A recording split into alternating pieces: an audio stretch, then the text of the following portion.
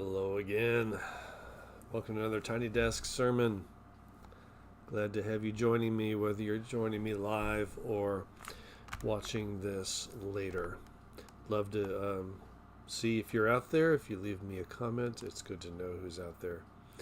We're going to look at the readings for this coming Sunday. It's Lectionary 23C, and this is a tough one. I'm going to focus on the gospel reading, which is the really tough one, but I'm going to just briefly mention Deuteronomy because it kind of sets the stage for how to hear what Jesus is getting at. So in Deuteronomy, throughout Deuteronomy, there is this understanding that you can choose the way of following God's commands, of being obedient, making God first, and that is the way of life, or you can go against the teachings of God and God's ways given in the law, and that is the way of death. And Deuteronomy says, as this text says, God has set before us a choice. You can choose life and prosperity or death and adversity. So, I encourage you to choose life, but make a choice. This is Moses speaking here. The whole book of Deuteronomy is a speech from Moses where he lays out the law for a second time, which is why it's called Deuteronomy, second law. And he lays it out, and it's not at all an easy thing, but it's also not seen as an impossible thing to follow. And he says, time to make a choice. So keep that in mind as we look at the Gospel of Luke. Okay. Put your seatbelts on, kids.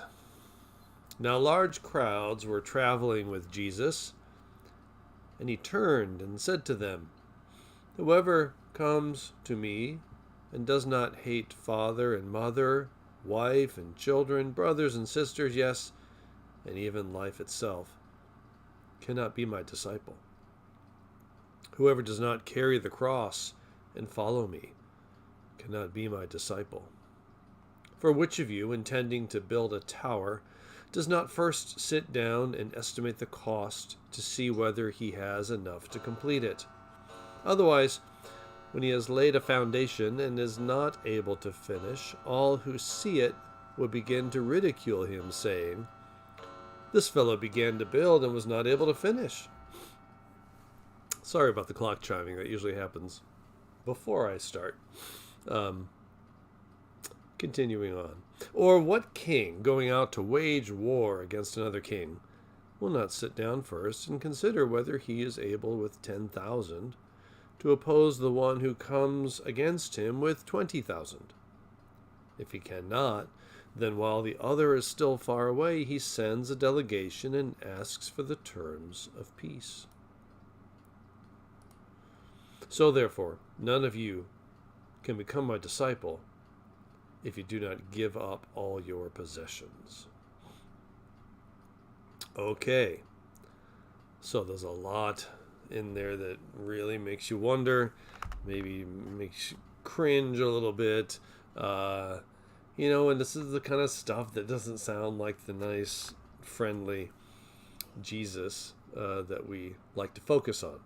So let's see what we might do with this. So it starts out saying, now large crowds were traveling with Jesus. So Jesus had, started with his group of disciples, and he's given them some of the hard teachings. And he has done some healings and some other great things that get people really interested in him. And then more people start following. So now that it's a large crowd following, Jesus turns to them and wants to see, are they really ready for the commitment that he is asking them to make? This isn't just some, viral social media movement that you get on board with because everybody's doing it. So he's trying to push back a little bit and say, hey, let's stop for a minute. Think about what you think you're getting into, and let's see what it's really about. And then you can decide if it's what you want to get into.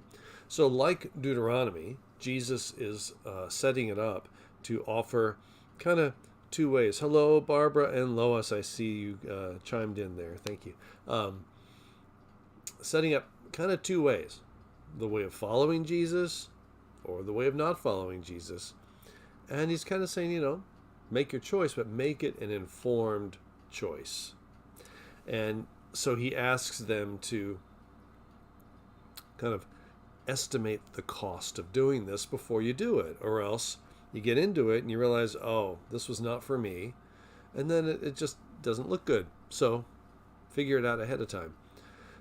So Jesus isn't doing anything to lure people in, to attract people with some easy message that gets as many people as possible to follow him. And as much as we might do that in the church in different ways, Jesus doesn't seem interested in getting the maximum number of people to be his disciples. He seems interested in getting disciples to follow him in a deep, profound way, because the real work, the real following, is deep and profound. Let's look at a few of the difficult words in this text. It starts out right off, boom, whoever comes to me and does not hate father and mother, wife and children, brothers and sisters, even life itself, even your own life, cannot be my disciple. You might notice here there's a certain male bias in this text, which many, texts, when we translate them, like where it says the word brother, we translate brother and sister, because that was the intent behind that word. But here, notice it says wife and children. It doesn't say husband. So that kind of pulls back the veil on the kind of the male-centered approach here. However, I don't want that to be misunderstood. Especially in Luke's gospel, it's very clear that women are disciples. But you might hear it in a different way. So the key word, the difficult word, is the word hate. And when we often use the word hate, we think about it as relating either to negative emotions about somebody or even anger towards somebody. Now, this Greek word miseo, hate, can have different levels of meaning, and it can certainly be a more extreme understanding, but it can also mean something more like to love less. To love something less than you love me, Jesus is saying, or God, or the good news. Now, in Matthew's gospel, this same story is told, but Matthew doesn't use the word hate. He says, whoever comes to me and loves father or mother more than me is not worthy to be my disciple. So the tricky thing in this text is to say, yes, Jesus is being he's being provocative, even confrontational. And how do we not lose that, but not let the word hate throw us off track? We already know that Jesus says we're not supposed to hate our enemies, we're supposed to love our enemies. So if we're supposed to hate our enemies, aren't we supposed to love if we're supposed to love our enemies, aren't we supposed to love our family too, and friends and others? So we have to kind of think this through. What we should not do, like we should never do with these texts where Jesus is teaching in a provocative way, is simply take it literally. Rarely does that help us understand Jesus here. So, Jesus is asking people to, one, consider where their priorities are. If you want to follow me, your top priority has to be your dedication to God and the good news and my way of living that out, Jesus' way. If that isn't your top priority, then your other priorities are going to get in the way, and they're going to make it very difficult or impossible to follow me. So Ponder that, he's saying. Um, Even if the love of self, uh, when he says even life itself, it really means loving yourself. Uh, if you love your own self in a way that um, gets in the way of you loving God, then you may have to let that go. Doesn't mean we hate who we are. Doesn't mean we hate ourselves or hate our lives. It means which priority determines how we're going to live this life out. And if the priority isn't God, then it gets messed up. And then Jesus follows this with, whoever does not carry the cross and follow me cannot be my disciple. So we've already heard Jesus call, in Luke's gospel, call people to take up their cross and follow. And what Luke says differently from the other gospels, from Matthew and Mark, is Luke says, take up your cross daily and follow me. So, in Luke's gospel, following Jesus, carrying your cross, is a daily discipline, a daily struggle, a daily need to figure out our priorities and always be willing to see which priorities in my life are getting in the way of me making God my priority, making God's love embodied through my life my priority. And it can very much be that family and friends can draw us away from the priority in our lives that is God. Doesn't mean we are that we despise our family and friends or that we reject them. We love them, but we don't let their priorities necessarily dictate our priorities as disciples of Jesus. That doesn't mean any of that's easy, which is why it's a daily struggle to keep honestly weighing our priorities and say, what is getting in the way of me following?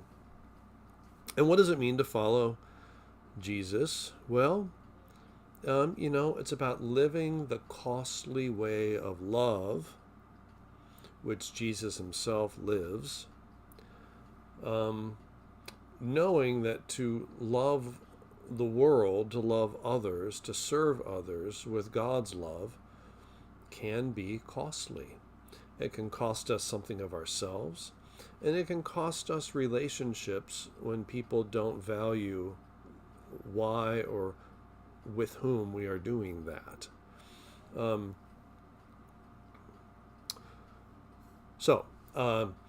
This gospel reading is about priorities. And when you have different priorities, the ones that are lesser doesn't mean they aren't important. It means the top priority is going to shape how you live out those other priorities.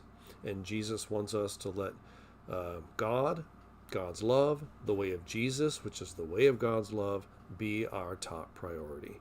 And that's what following him is making that our top priority. So then Jesus gives two short parables, which are all about, estimating the cost of doing something. I don't know if you've ever, gotten an estimate for, let's say, you're going to do a remodeling of your house, and you have an idea of what it might cost. In my experience and in seeing other people go through this, typically the estimate that comes back from the contractor is much, much more than we thought it was going to be. And then the actual cost can be more or less than that estimate, depending on circumstances. So Jesus is trying to give a fair estimate of the cost of doing business, you might say. So if you're going to build something, why start it if you can't finish it? If you're going to go out and wage war, this is just a story. It's not, telling us to think about going out and waging war. But you're not going to do it, if you don't think you have enough to pull it off. Instead, you're going to find a way to avoid that. And then finally, therefore, none of you can become my disciple if you do not give up all your possessions. Well, again, how do we interpret this rather provocative, even shocking statement, and hear it for what it is without either minimizing it or making it so extreme that you're not even going to try to, follow because it seems ridiculous. It doesn't seem, if you look at people throughout the New Testament, that people who were following Jesus were living on the streets in squalor. They still had homes. They still had, basic possessions of life. And there were even wealthy people that followed Jesus, but all of them gave up something. All of them found ways to let possessions have less control over how they choose to follow. So there's something here that can be incredibly freeing when we don't allow all the things that we possess, and including, not just physical things, but maybe opportunities that we have or whatever. We don't let them diminish our capacity to be God's loving people in the world, including being generous. So I think there's something helpful in this reading if we don't take it completely literally, but also not dismiss it. And that is to be able to daily evaluate, how do my possessions minimize or diminish my capacity to love my neighbor and to enact God's love in the world. If they are, then what can I do to not let that be so diminishing? So, you see, it's a challenging text, but it shouldn't be heard as so extreme that it is something you just say, no.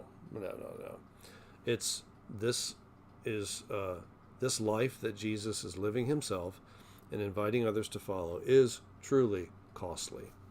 Take a look at the cost and then really evaluate your life and decide whether it makes sense for you to try to begin to take this up.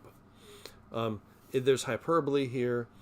It's meant to confront us and confront us in a way that helps us follow more faithfully.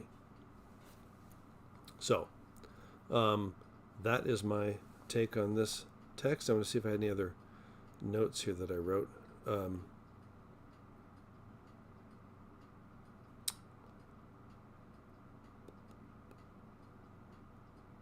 The last thing I'll say is Jesus always says, "Follow me," which means that we are not called to have to be the ones out in front trying to figure all this out. Jesus calls us to follow him. So we follow, we don't lead. Yes, I hear you, Barbara, about how do we use our unearned privileges and share them with others. But the key thing here is saying, yes, I need to engage with this question, and I need to figure out what I can either how to use them or how to give them away, so to speak, to others.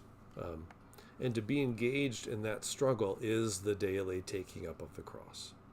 It leads to doing things, but without engaging in that struggle, that sort of internal, honest struggle, and conversation in the community of faith, then we're not going to really get very far in following. So the foundation of all this, which we can easily lose sight of, is what undergirds all of this is how is it we are even empowered to say yes to following Jesus.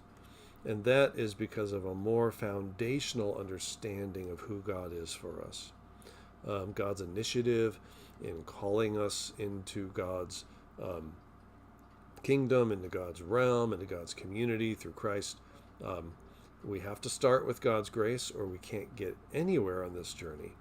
But when we're rooted in that kind of foundational love that we know we possess, I guess I'm going to use that word, or that possesses us, then we can be empowered by Jesus, by the Spirit, to consider these daily struggles, these daily priorities that we have to make. And we don't have to be perfect about them every day. But to be in the struggle is to be a follower of Jesus. So, I hope I have helped make this text more hearable without taking away the force of this text. That's the struggle.